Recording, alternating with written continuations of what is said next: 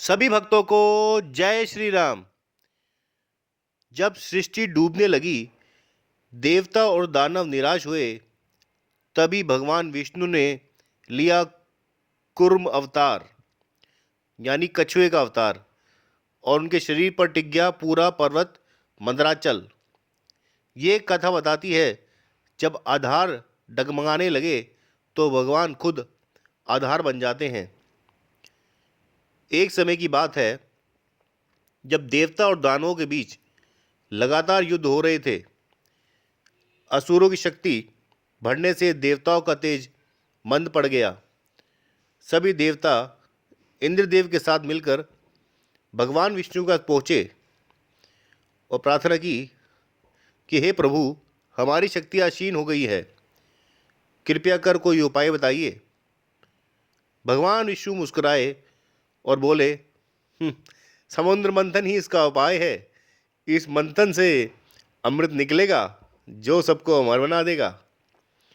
देवता और दानवों ने मिलकर यह कार्य स्वीकार कर लिया। मंदराचल पर्वत को मंथन का मथनी और वासुकी नाग को रस्सी बनाया गया। परंतु जब मंथन प्रारंभ हुआ तो पर्वत समुद्र में घिसने लगा, क्योंकि उसे टिकाने वाला कोई आधार नहीं था। तभी भगवान विष्णु ने अद्भुत रूप धारण किया, कूर्म अवतार, यानी कछुए का रूप। वे विशाल कछुए के रूप में समुद्र के तल पर लेट गए और मंदराचल पर्वत को अपनी पीठ पर लगा लिया। इसी प्रकार भगवान विष्णु ने सृष्टि को डूबने से बचा लिया। पर्वत उनकी पीठ पर स्थिर रहा और समुद्र मंथन सफलतापूर्वक चलने लग गया। मंथन से पहले हलाहल विष निकला, जिसे भगवान ने पिया। हम सभी जानते हैं, शिव जी ने जो विष पिया था उसके कारण उनका गला नीला हो गया था, जो बाद में नीलकंठ कहलाए। फिर धीरे धीरे अनेक रत्न, लक्ष्मी माता, ऐरावत हाथी, कल्प वृक्ष और अमृत कलश भी निकला। कामधेनु गाय भी निकली। दानवों ने अमृत पर कब्जा करना चाहा, लेकिन भगवान विष्णु ने मोहिनी रूप धारण करके सबको भ्रमित कर दिया और देवताओं को अमृत पिलाना शुरू कर दिया। इसी प्रकार देवताओं को पुनः शक्ति मिली और संसार में संतुलन स्थापित हो गया।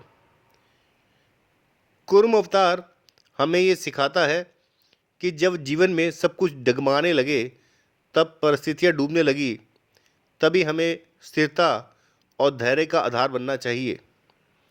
भगवान कछुए के रूप में हमें सिखाते हैं कि धरती को टिकाने वाला भी कोई मौन सहारा होता है।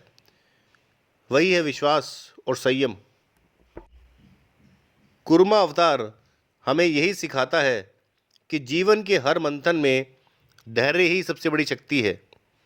जब हालात कठिन हो, जब सब डूबने लगे, तब भीतर का जो कुर्मा रूप है उसे जगाओ, जो स्थिर रहकर सबको संभाल लेता है। संकट में घबराओ मत, स्थिर रहो, क्योंकि भगवान उसी में अवतार लेते हैं जो स्थिरता को चुनता है। इसी बात से हम विराम लेते हैं और आगे अगले एपिसोड में आपको विष्णु के दूसरे अवतार के बारे में बताएंगे। तब तक के लिए हमें आज्ञा दीजिए और हमारे साथ बने रहिए। आगे भी हम ऐसी अच्छी अच्छी वीडियो और शॉर्ट लाते रहेंगे। उसके लिए आपको चैनल को सब्सक्राइब करना पड़ेगा। चैनल को लाइक कीजिए, कमेंट कीजिए, शेयर कीजिए, अपने दोस्तों को बताइए, व्हाट्सएप स्टेटस भी डालिए।